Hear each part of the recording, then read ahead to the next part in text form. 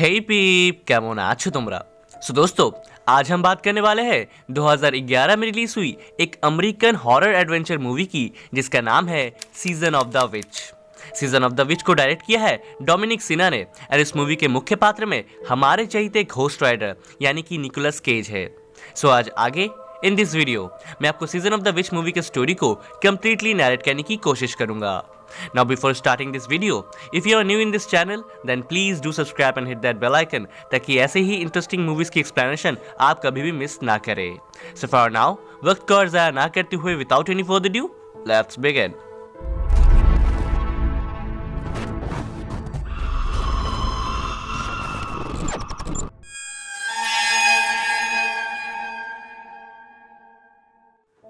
तो मूवी की शुरुआत होती है सन 1235 विलाज सिटी में, जहां पे तीन औरतों पे ब्लैक मैजिक करने का एंड विच होने का चर्च द्वारा आरोप लगाया जाता है एंड उन्हें फांसी की सजा सुनाई जाती है। यहाँ एक फादर उन्हें ट्रिक करते हुए ये कहते हैं कि अगर तुम तीनों में से किसी ने भी अपना सीन कबूल कर लिया तो उसकी जान बख्श दी जाएगी। जिसे सुनते ही पहली औरत ये कहती है कि हाँ, मैंने ब्लैक मैजिक करके शैतान से कांटेक्ट करने की कोशिश की थी। वही दूसरी औरत ये कहती है कि मैं सिर्फ जड़ी बूटी से दवाई बनाती हूँ जो ब्लैक मैजिक में मैंने कभी इस्तेमाल नहीं किया। बट यहाँ तीसरी औरत अपनी सफाई में कुछ नहीं कहती और वो उल्टा फादर को ही कर्ज देने लगती है। नाउ इन तीनों के कन्फेशन के बाद भी उन्हें वहाँ पुल से लटका के फांसी दे दी जाती है एंड उन तीनों की बॉडीज को नदी में लटका दिया जाता है। यहाँ आगे वो फादर सोल्जर्स को ये बोलता है कि उन्हें उन तीनों औरतों के मृत शरीर से अभी भी सोलोमन की किताब से कुछ मंत्र पढ़ के काले जादू के सायों को बाहर निकालना होगा, वरना वो लोग शैतान बनकर वापस से कभी भी जिंदा हो सकती है। वो सोल्जर्स अब फादर के बातों पे जरा से भी बिलीव नहीं करते एंड वहां से चले जाते हैं और इसलिए वो फादर अकेले ही उन तीनों बॉडीज को पानी से निकाल उन पे सोलोमन की किताब से मंत्र पढ़ने लगता है। यहाँ फादर सक्सेसफुली पहले दो औरतों पे मंत्र पढ़ उनके अंदर से शैतानी शक्तियों को निकाल देते हैं। बट तीसरी औरत पे मंत्र पढ़ने से पहले ही वो औरत जिंदा हो जाती है जो अब एक पूरी शैतान बन चुकी थी। वो औरत पहले तो उस सोलोमन की किताब को पूरा जला देती है एंड उसके बाद वो उस फादर को उसी ब्रिज से लटकाकर फांसी दे देती है। खैर, नाउ यहाँ से सीन शिफ्ट होकर 100 साल बाद से शुरू होती है, जहाँ उस दौरान हर जगह जंग का माहौल चल रहा था। एक तरफ जर्मन सिपाही जो ईश्वर एंड रूल्स को फॉलो करने वाले चर्च के लोग थे एंड दूसरी तरफ इन सब चीजों पे ना बिलीव करने वाले नास्तिक। यहाँ हम चर्च के तरफ से दो काबिल एंड महान योद्धा बेहमन एंड फेल्सन को देख पाते हैं जो जंग में हर बार अपनी काबिलियत से चर्च वालों को जिता देते थे एंड जो भी चर्च के खिलाफ लड़ता था बेहमन एंड फेल्सन उन्हें जंग के मैदान में कभी बख्शते नहीं थे। बट ऐसे ही एक रोज 12 साल बाद सन 1344 में चर्च के कहने पर ये दोनों एंड बाकी के योद्धा सिमीरियन सिटी पे हमला कर देते हैं। बट वहाँ लड़ाई के दौरान बेहमन एंड फेल्सन जल्दी ये रियलाइज करते हैं कि वो जिनसे लड़ रहे हैं वो कोई योद्धा नहीं बल्कि आम सिविलियंस, औरतें एंड छोटे बच्चे हैं, जहां ऑलरेडी उन्होंने काफी सारे बच्चों और औरतों को मार डाला था। यहाँ बेहमन एंड फेल्सन को अपनी गलतियों का एहसास होता है एंड वो रियलाइज करते हैं कि इन मासूम लोगों की जान लेना ईश्वर कभी भी नहीं चाहते होंगे। इसलिए दूसरे ही दिन सुबह वो लोग चर्च के रूल्स के अगेंस्ट जाकर वो उनकी फौज छोड़ देते हैं एंड वहां से हमेशा के लिए चले जाते हैं। खैर, नाउ चर्च की फौज छोड़ने के बाद ये लोग चलते चलते 1 महीने बाद स्टीरिया पहुंचते हैं, जहां समुद्र किनारे उन्हें घर दिखता है। ये लोग उस घर की तरफ आगे ये सोचकर बढ़ते हैं कि उन्हें शायद कुछ खाने को खाना एंड सवारी के लिए घोड़े मिल जाए। बट वहां जाके ये लोग देखते हैं कि उस घर में कोई नहीं था सिवाय एक मियाँ बीवी के, जिनकी लाश किसी किस्म की बीमारी की वजह से बुरी तरीके से सड़ चुकी थी। सो इसलिए बेहमन एंड फेल्सन उनकी बॉडी समेत उस पूरे घर को ही आग लगा देते हैं ताकि उनकी आत्माओं को मुक्ति मिल सके। नाउ आगे ये दोनों खुद का चेहरा ढक एंड अपनी पहचान छुपाते हुए स्टीरिया के गांव में दाखिल होते हैं, जहां वो लोग देखते हैं कि वो बीमारी उस गांव के लगभग सभी लोगों को हो चुकी थी, जिसकी वजह से वो सभी मौत की भीख तक मांग रहे थे। इन दोनों को वहाँ एक सोल्जर मिलता है जिससे उन्हें ये पता चलता है कि ये बीमारी एक किस्म की ब्लैक प्लेग है जिसमें हर 4 में से 3 इंसान बुरी तरह से सड़कर मारा जाता है एंड इस ब्लैक प्लेग ने अभी तक पूरे रोमन एम्पायर में कई सारे शहरों को तबाह किया है एंड इसकी इलाज अभी तक किसी को नहीं मिली। नाउ ये सब सुन बेहमन एंड फेल्सन तुरंत ही उस गांव से अपने कुछ जरूरतों के सामान एंड 2 घोड़े लेकर वहां से निकलने लगते हैं। बट तभी बहमन की तलवार वहाँ एक सिपाही को दिख जाती है, जिससे वहाँ के सोल्जर्स एंड एक पादरी डेविल्जैक इन दोनों को वहाँ के किंग डियाम्ब्रोस के सामने ले जाते हैं, जहाँ हम व्यूअर्स ये देखते हैं कि उस किंग को भी वो ब्लैक प्लेग की बीमारी लग चुकी थी। यहाँ किंग डियाम्ब्रोस ये जानते थे कि बहमन एंड फेल्सन दो बहुत ही बहादुर सिपाही है जिनके किस्से उन्होंने बहुत सुने हैं। यहाँ किंग उन्हें बताते हैं कि यह ब्लैक प्लेग की महामारी जहन्नुम से आई है, जिसे एक औरत यानी कि एक चुड़ैल इस दुनिया में इंसानों की प्रजाति को खत्म करने के लिए लेके आई है एंड इन्होंने उस औरत को कैद भी कर लिया है। बट इस बीमारी का तोड़ सिर्फ सोलोमन की किताब में है, जो अब कहाँ है किसी को नहीं पता। बट उस किताब की एक नकल सेबेरक के कुछ प्रीस्ट ने दोबारा बना ली है। सो किंग अब इन दोनों को ये आदेश देते हैं कि वो दोनों उस कैद की हुई लड़की को लेकर सेबेरक ले जाए, जहाँ पे वहाँ के एक प्रीस्ट इस लड़की पे सोलोमन की किताब से मंत्र पढ़ उसके अंदर से उसकी शक्तियों को वापस नरक में भेज देंगे, जिससे ये ब्लैक प्लेग की महामारी खत्म हो जाएगी। यहाँ पे किंग उन दोनों को एक काइंड ऑफ डील देते हुए ये कहते हैं कि जो कि उनके सिपाही इस काम को नहीं कर सकते क्योंकि उन पे इस बीमारी का असर जल्दी हो जाता है।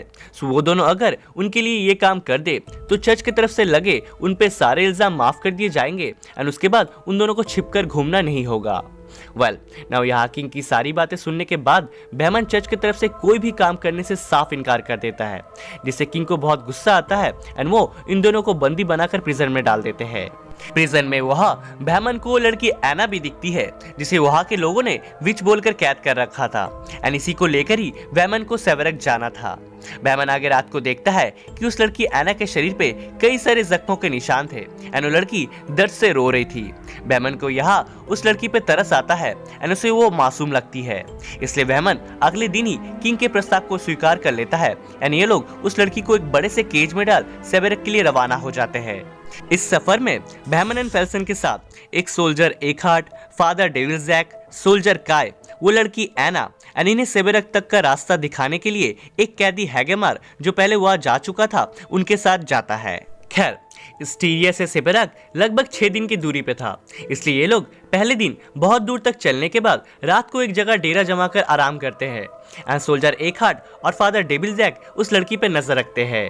यहाँ सोल्जर एकहार्ट को वो लड़की निर्दोष लग रही थी एंड उसे उसमें चुड़ैल नहीं बल्कि अपनी मरी हुई बेटी दिख रही थी। यहाँ फादर डेविल्जैक के मना करने के बाद भी एकहार्ट उस लड़की के करीब जाता है, जहाँ वो लड़की अचानक से एकहार्ट का गला पकड़ लेती है। फादर डेविल्जैक एकहार्ट को छुड़ाने की बहुत कोशिश करते हैं एंड उसी दौरान वो लड़की डेविल्जैक को घायल कर उसके गले से केज की चाबी निकाल लेती है एंड उस केज से फरार होकर वो पास के गांव में छुप जाती है। ना उधर केज के पास से फादर डेविल्जैक की आवाज सुन काय, बहमन एंड फेल्सन उधर आते हैं एंड वो लोग देखते हैं कि अब उस केज से वो लड़की भाग चुकी थी, इसलिए वो सभी तुरंत उसे फॉलो करते हुए पास के उस गांव में जाते हैं। ये लोग उधर सभी अलग अलग होकर उस लड़की को ढूंढने लगते हैं, जहां वो लड़की एकहार्ट को उसकी बेटी के विजन्स दिखाती है।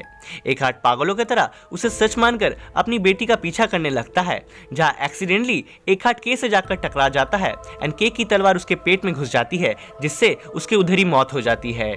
यहाँ बहमन एंड फेल्सन के से सारी बातें सुनने के बाद काफी ताज्जुब हो जाते हैं कि एकहार्ट आखिर अपनी बेटी का नाम लेते हुए के से क्यों टकरा गया एंड तब उन्हें उस लड़की पे डाउट होने लगता है। वो लोग उस लड़की को दोबारा से ढूंढने लगते हैं, जहाँ बेमन को वो लड़की मिल भी जाती है एंड वो बेमन से उसे आजाद कर देने की भीख मांगती है, बट जो कि बेमन को अब उस पर डाउट हो चुका था, इसलिए वो उसकी एक नहीं सुनता एंड उसे वापस से केज में बंद कर देता है। एंड यहाँ फादर डेविल्जैक अब उन सबको वार्न करते हुए ये कहते हैं कि उस लड़की ने एकहार्ट से उसकी बेटी के बारे में सुना था एंड उसने उसी चीज को उसके खिलाफ यूज किया। सो अब गलती से भी कोई उस लड़की के सामने अपनी दिल की बातें नहीं बताएगा और ना ही सेबेरक पहुंचने तक कोई इसके पास जाएगा। खैर ना आगे ये लोग एकहार्ट को दफनाने के बाद दोबारा से अपना सफर शुरू करते हैं, जहाँ कुछ दूर चलने पर ही इनको एक खाई को पार करना था, जिसके ऊपर एक बहुत ही पुरानी लकड़ियों की ब्रिज थी।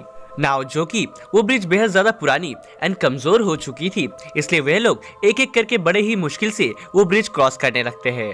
उस लड़की का केज ब्रिज से ले जाते वक्त काय ब्रिज से नीचे गिरने लगता है, बट वो लड़की काय को सिर्फ अपने एक हाथ से ही वापस ब्रिज पे उठा लेती है, जो काय को थोड़ा अजीब लगता है उसकी ऐसी ताकत देख।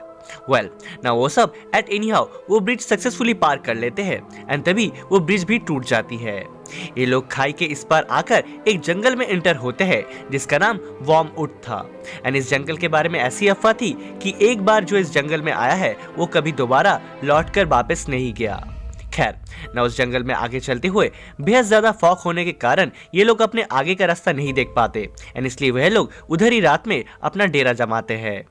रात में सोते वक्त वो लड़की इन सबको अब अपने पावर से नाइटमेयर्स दिखाने लगती है, जिस वजह से वह कोई भी प्रॉपरली सो नहीं पाता एंड इसलिए इस प्रॉब्लम को खत्म करने के लिए हैगेमार गुस्से में आकर उस लड़की को मारने जाता है।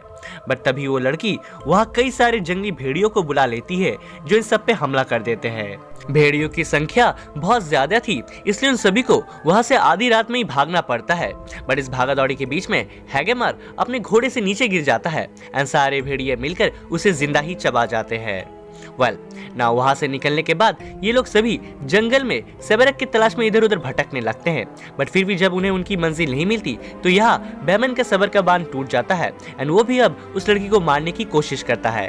बट तभी फेल्सन उसे बताता है कि उन्हें उनकी मंजिल यानी कि सेबेरक एक पहाड़ की ऊंचाई पे दिख चुकी है। ये लोग सभी तुरंत ही उस लड़की को लेकर सेबेरक पहुंचते हैं। बट बहुत देर तक दरवाजा नॉक करने के बावजूद वहां कोई भी दरवाजा नहीं खोलता। के यहाँ ऊपर के एक सुरंग से अंदर जाकर इनके लिए दरवाजा खोल देता है। बट अंदर जाकर भी इन्हें एक भी इंसान नहीं दिखता। फादर डेविल्जैक को यहाँ लगता है कि अभी प्रार्थना का वक्त चल रहा है इसलिए शायद सभी प्रीस्ट प्रेयर में बिजी होंगे। बट चर्च के अंदर जाकर वहां का नजारा देख इन लोग का दिल और दहल जाता है। ये लोग देखते हैं कि वहाँ के सभी प्रीस्ट को भी वो ब्लैक प्लेग हो चुका था एंड उन सबकी बॉडीज मरने के बाद बुरी तरह से सड़ चुकी थी।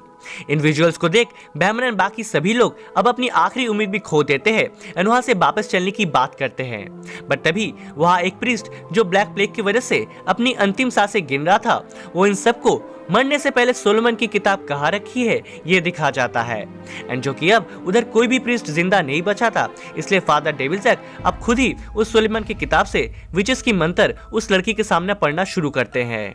बट यहाँ पे हम व्यूअर्स ये क्लियरली देख पाते हैं कि उस लड़की पे उन मंत्रों का कोई भी असर नहीं हो रहा था। उल्टा वो बैमन एंड बाकी सभी लोगों को कर्ज देने लगती है। नाउ यहाँ फादर डेविल्जैक अब ये समझ पा रहे थे कि वो लड़की कोई चुड़ैल नहीं बल्कि उसके शरीर पे किसी नरक से आए शैतान का कब्जा था।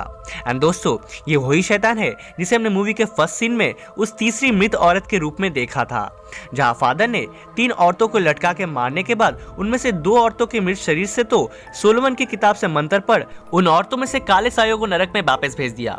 बट तीसरी मृत औरत पे मंत्र पढ़ने से पहले ही वो एक शैतान में तब्दील हो जाती है एंड उस फादर को उधर ही मार डालती है। एंड दोस्तों उसी शैतान ने ही इस लड़की एना के शरीर पे कब्जा कर रखा था एंड उसी ने ही ये ब्लैक प्लेग की बीमारी नरक से इस दुनिया में लाया ताकि इंसानों की प्रजाति खत्म हो सके। खैर ना इधर सारी बातें समझने के बाद फादर डेविल्जैक अब विचेस के मंत्रों को छोड़ डीमन के मंत्रों को पढ़ना शुरू करते हैं जिससे सच में उस लड़की को तकलीफ होने लगती है। देखते ही देखते वो लड़की एक कंप्लीट खतरनाक डीमन में बदल जाती है एंड वो लोहे के केज को पिघलाकर बाहर आकर इन सब पे अटैक करने की कोशिश करती है। यहाँ बैमन, फेल्सन एंड काय फादर डेविल्जैक को बचाते हुए उस डीमन से मुकाबला करते हैं एंड वो डीमन वहां से भाग के चर्च के अंदर छुप जाती है। नाउ सोलोमन की किताब से वो डीमन के मंत्र उस डीमन के सामने ही पढ़ना जरूरी थे इसलिए ये लोग तुरंत उस डीमन को फॉलो करते हुए चर्च के अंदर जाते हैं। चर्च के अंदर वो डीमन वहां सारे मरे हुए प्रीस्ट को जिंदा कर देती है जिससे वो उन सब पे हमला कर देते हैं। ना उन डीमन प्रीस्ट से लड़ने के चक्कर में यहाँ काय, बैमन एंड फेल्सन बिजी हो जाते हैं एंड वो डीमन इसी मौके का फायदा उठाते हुए फादर डेविल्जैक को अकेला पाकर मार डालता है। नाउ डेविल्जैक के मरने के बाद उन मंत्रों को पढ़ने की जिम्मेदारी अब काय लेता है जिसे बैमन एंड फेल्सन प्रोटेक्ट करते हैं। वो डेमन पहले तो फेल्सन को बुरी तरह से जलाकर मार डालता है एंड देन काय की तरफ आगे बढ़ता है। बट बैमन इधर खुद का सैक्रिफाइस करते हुए उस डीमन को रोकता है एंड काय भी मंत्रों को पढ़कर कंप्लीट कर लेता है जिससे वो डीमन जलने लगता है एंड फाइनली वो जलकर नरक में वापस चला जाता है। नाउ इन द एंड हम व्यूअर्स देखते हैं कि वो लड़की एना उस डीमन के कैद से आजाद हो जाती है एंड उस डीमन के नरक वापस जाने की वजह से वो ब्लैक प्लेग की बीमारी भी खत्म हो जाती है। यहाँ एना एंड काय डेविल्जैक, फेल्सन एंड बैमन के मृत शरीर को सह सम्मान दफना देते हैं एंड ये दोनों एक साथ अब अपना नया सफर शुरू करते हैं और मूवी इधर ही एंड हो जाती है। सो दैट्स इट फ्रेंड्स, आज के लिए बस इतना ही ना। अगर आपको ये एक्सप्लेनेशन जरा से भी पसंद आई हो तो प्लीज इसे लाइक और शेयर जरूर कीजिए and if you are new in this channel and मेरी आवाज पहली बार सुन रहे हो तो then please do subscribe and hit that bell icon ताकि ऐसे ही इंटरेस्टिंग मूवीज की एक्सप्लेनेशन आप कभी भी मिस ना करें। So don't forget to subscribe वरना यू नो ना माता रानी पाप लगाएगी। And also do follow me on Instagram जहाँ पे मैं आने वाली न्यू वीडियोस की अपडेट सबसे पहले दे देता हूँ। So don't forget to connect with me on Instagram. खैर नाउ तब तक के लिए मिलता हूँ मैं आपसे नेक्स्ट वीडियो में। Till then help others, spread love and piece.